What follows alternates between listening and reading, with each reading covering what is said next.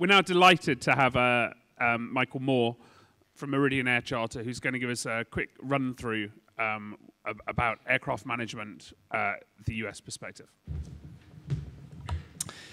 Hello, thank you for having me today. As you said, my name is Mike Moore. I'm with Meridian Air Charter in Teterboro, New Jersey.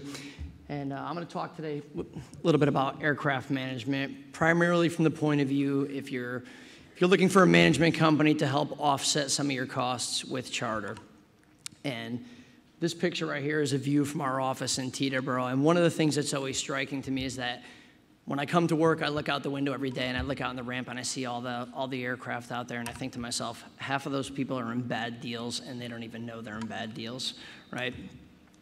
So, is there a formula for success? I definitely think there is. Having the right aircraft, having the right management company will give you a certain measure of success. And when I say having the right aircraft, I'm talking about, if you own a G3 and you have it sitting in the middle of Wyoming, you're not going to get 500 hours a year worth of charter no matter how hard you try, no matter what management company you're with. You need to have the right asset and you need to have the right management company to get some results. What is success? Almost all the aircraft owners I talk to, they talk about the safe and cost-effective operation of their aircraft. They want to get from point A to point B. They want to preserve the residual value of their aircraft, and they want to offset costs with charter. Where does this begin? I can tell you where it definitely doesn't begin. It doesn't begin with the bottom line. We do a lot of proposals. Most of the people I talk to, I'll get a phone call and people will say like, hey, can you give me, what's your management fee? Or can you give me a proposal and can you give me a budget to operate this airplane? I don't think there's anything wrong with giving people budgets on airplanes if they're trying to decide whether they should buy a Challenger 300 or a G280 and they just want to get a high-level view of what they're looking at before they get into the weeds. I think it's a good idea. But to grab proposals from a management company and compare them and say, you guys are too expensive versus this other company right here, they're going to save me a lot of money. I'm sure a lot of people in this room that buy and sell airplanes and manage airplanes for people know that until you identify a specific aircraft with a specific serial number and know where it sits in its life cycle and what upgrades it needs and how they're going to operate at Part 131 or 91 or commercial or non-commercial, you're really not going to get an accurate view of how much it's going to cost you. I think a lot of this, from the owner's perspective, starts with understanding the aircraft management model. And in the US particularly, there's only a handful of ways we're making money, and it should be very transparent. We're making money off management fees and charter revenue primarily. We do have other sources of revenue, hangar, fuel, and maintenance, but you don't have a set fee, and a management company shouldn't have a set fee. A lot of this should be dictated by, are you going to operate your aircraft commercial or non-commercial, 91 or 135? If somebody comes to me and says, hey, Mike, I fly my airplane up and down the East Coast from New York to Palm Beach 100 hours a year, that's pretty easy for our flight operations team. That's pretty easy for our accounting team to handle. So, and if I can charter your aircraft 300 hours a year, I'm going to make money doing that. If I have an owner that comes in and says, I fly 500 hours a year, I really don't fly a lot of charter, I go to Asia, I go to South America, I mean, I look at that and say that's going to be an increased workload for my operations department, it's going to be a lot of paperwork for my accounting department, so I'm going to charge more money. At the end of the day, we want to make a certain amount of money, whether I get it from charter, whether I get it on the management fee, get some of it from these other streams. I think a management company should be transparent, and I think an owner needs to understand that going in. I think they have to have a realistic understanding of aircraft charter and how they got paid. This is, obviously based on the US model, but a standard G550 rate would be $7,500. You're going to get $500 an hour for fuel, so we're selling the airplane for $8,000 an hour. Here's what I'm going to pay back the owner on an 85-15 split, which is a typical deal in the States. You're going to get back $63.75 plus your fuel. Here's what you're getting per hour. I think it's important for owners to ask the right questions. Am I being paid on actual flight time, or am I being paid on quoted time? You know, if a trip's quoted at 10 hours and you fly it at 9, do I get paid 10 hours? You know, if you overfly it and fly 10.5, am I losing money on this trip? I think these are all important questions, and these are a lot of the conversations I have with prospects and clients when they call in, and you know, I think I spend probably 25 to 50% of my time unwinding what they've been told by other people.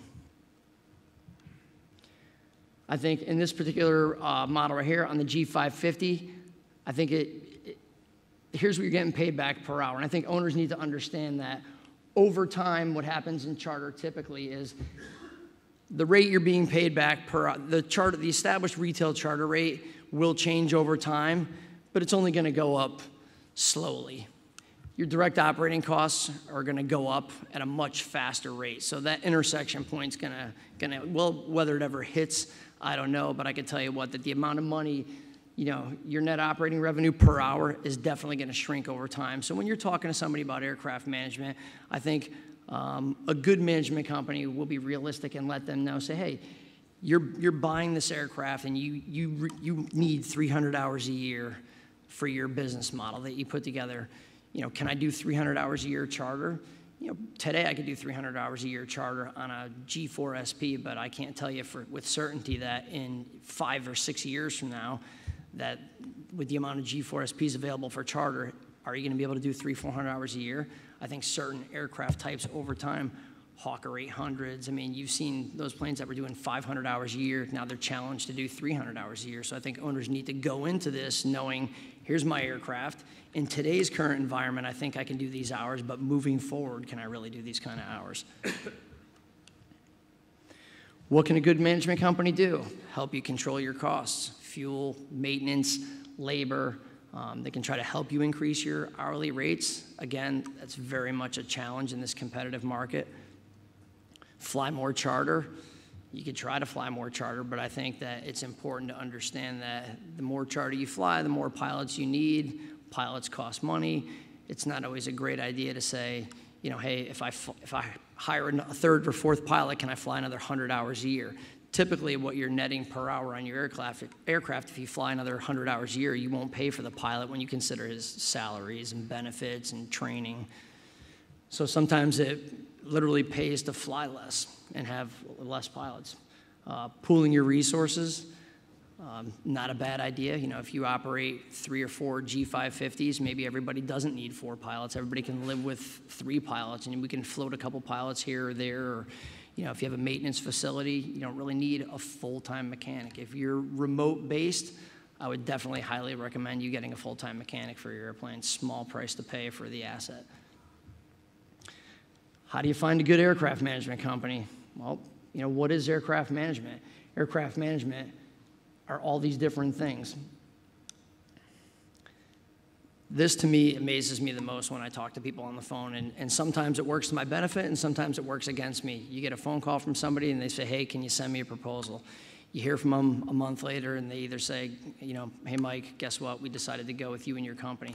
Don't get me wrong, I'm pleasantly surprised, but I always get a chuckle because sometimes you say, I've never met this person, you know? They've never come to our facility. They've never met the executive team. They've never walked around, took a look. They have no idea. And the other side of it is, if you lose the deal and they say, well, I decided to go with this company, sometimes you say, okay, you know what? They're a great competitor. I know those guys. They got a good program. I tip my hat to them and move on. And sometimes you say to yourself, did they do any homework at all on this deal, or did they just, you know, compare pieces of paper and just go with the bottom line, literally? I think the most important thing you could do is do an on-site visit. And when you do an on-site visit to a management company, you should be looking for all the signs of, you know, what is a good aircraft management company, a mature aircraft management company, all these things, a good sales department, client development, you know, ops, maintenance, marketing. I'll get into all these, you know, as I go on in my presentation, but I think these are all the things that you should be looking at when you walk in the building. What does the infrastructure look like? Are they investing in technology? You know, how long have the employees been working there? Do they look happy? I mean, these are all things that could be red flags for you if you walk into an aircraft management company and the building looks dilapidated and nobody has a smile on their face, and you say to yourself, are these the people I really want to manage my asset? So moving into sales, Very important. An inside sales team and an outside sales team, kind of a US thing, I guess, but to have people that are answering the phone, doing quotes, working on the inside, working with the companies, you know, the Avinodes, the Fly Victors, all these names we all saw this session this morning. I think a good management company should sit down and listen to all these companies that are coming in and the new technology that's out there and the new way of doing business. I mean, whether you agree with it or not, you can't stop technology. It's here and it's coming. So I think we as aircraft managers owe that to our owners to sit down and say, what's the next cutting edge thing that's going to be out there that could help you with your aircraft? You know, great customer service, client retention, that's the biggest thing. Anybody that's in sales in here knows it's easier to get an account than it is to hold on to an account over the period of time, right? There's just too many things you can't control as an individual. Client development, I think to have a good outside sales team that's going out there, I mean, kind of an old saying, but network. I mean, you have to go after that new retail business. You got to be constantly replenishing the stock. You know, today's charter customer is tomorrow's aircraft owner, and I think that if your company is just doing 100% of its charter and just feeding to the larger companies in the world, the NetJets, and don't get me wrong, we do a lot of business with them, but if your business is only directed towards them, well then, you know, if you have 20 airplanes, you can only make as much money as those 20 airplanes can fly. You know, if you have 21, guess what? Your sales just went up a little bit. But if you have retail clients, then you can broker them out and send them all over the world, and it'll definitely help. Going on client visits, attending retail events, these are all the questions that you should be asking a management company when you go in and say, when people say, oh, it's no problem, I can put 500 hours a year on your airplanes. You know, how are you going to do that? Do you have a blueprint? What's your plan? Very important. Experienced operations department, 24/7. I think that a good operations department for us in the States, if we're going to go to Asia or South America, we're going to use a handler. You know, if we're going to places like here in London or Paris, I mean, our experienced team can definitely handle those trips. And I think most good management companies in the States operate the same exact way. I don't think we're unique in that respect, but I think it's something you got to be cognizant of. Have a good software system to be integrated, coordinate all your trips. You know, embracing all the new technology, right? JEPs on the iPads, emailing trip sheets. I think this is, you know, it's pretty much where everybody's going these days. Maintenance management.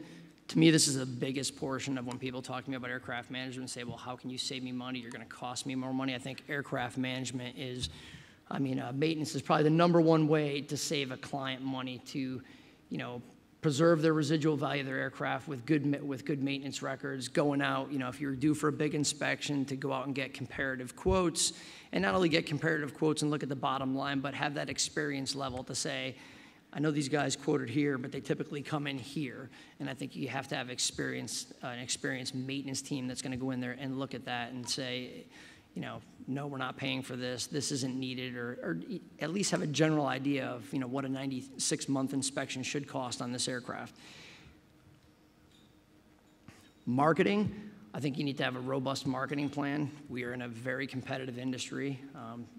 Like again, we saw the panel this morning with all the Stellar Jets and Stratojets and Fly Victor and all those guys. I mean, in addition to that, we have thousands of brokers. I spent the first 10 years of my career selling charter, and I can tell you in 1993 there were about 4 brokers in the United States. Now there's probably 1,000 in New York City, and it can be very challenging. I mean, I think overall they're driving, you know, a lot of them are driving down margins. I think the other half are very good at what they do, and they're value added for their clients, but the competition's fierce out there. So you have to have a good marketing plan. You have to advertise, have a good website. You have to be very active on your social media and attend events, and not only industry events, but you have to, you know, you got to be at the Kentucky Derbies and the Art Basels and the Concours d'Elegance, and you have to be there, and you got to show your face if you're going to be successful. Financial control and reporting. I mean, setting up an operating fund, whether the account's commingled, not commingled. I'm not looking to hold on to anybody's money, but I don't want to be their bank as we fund their operation around the world for, you know, 1 to 2 months and waiting to get paid. I'm sure a lot of us are in the same boat. Everybody says, oh, we always pay you on time. Not everybody pays on time, right? We try to do a monthly statement. Our goal is to, listen, you call, you fly your airplane, at the end of the month, we'll send you a bill. We'll send you a very itemized bill with everything on there, so everything's spelled out for you, you know exactly where you stand. If you have questions, you can always call up. Utilization, operational reports, I think that's important. I think a good management company will be able to do all this stuff for you without a doubt. So that's my take on aircraft management. And if I could have everybody go away with something, it would be, really dig in, ask the right questions. I talk to a lot of people, and I feel like a lot of people come in and they just ask broad questions, and they don't really get into the nitty-gritty of how you're going to do something. Just saying, like, yes, we can do it is not good enough. Tell me how you're going to do it, because that's going to determine whether or not you're successful. Thank you.